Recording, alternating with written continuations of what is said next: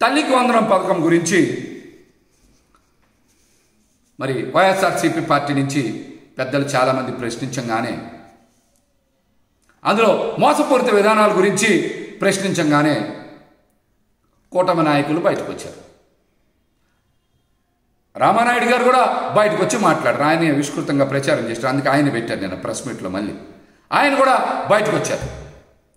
మరి రామానాయుడు గారు జగన్ గారి మీద విమర్శలు చేయడమే పనిగా పెట్టుకొని అసలు పథకం గురించి మాట్లాడడం మానేశారు.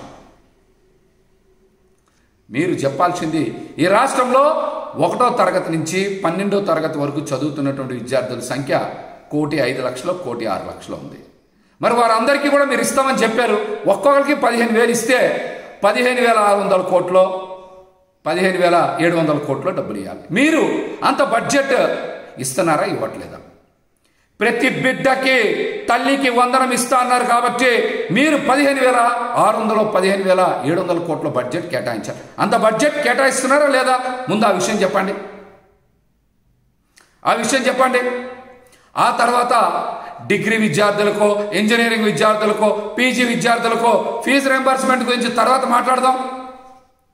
తల్లికి వందనం పథకంలో ప్రతి బిడ్డకి మీరు పథకం అమలు చేస్తా అన్నారు కదా. మరి ఈ రోజున ప్రతి బిడ్డ అని జీవోలో మెన్షన్ చేయకుండా తల్లికి మాత్రమే అని రాశారు. అది కూడా కొంతమంది తల్లులకు మాత్రమే అని రాశారు. ఈ మాటలని మీరు ఎన్నికల ప్రచారంలో చెప్పపోయారా? ఆ రోజే చెప్పాం, ఇది సూపర్ 6 కాదు, సూపర్ స్కామ్ మేనిఫెస్టో అని చెప్పాం. సూపర్ స్కామ్ మేనిఫెస్టోని చెప్పాం. మరి దీని మీద పెద్ద ఎత్తున ప్రచారం కూడా చేశారు.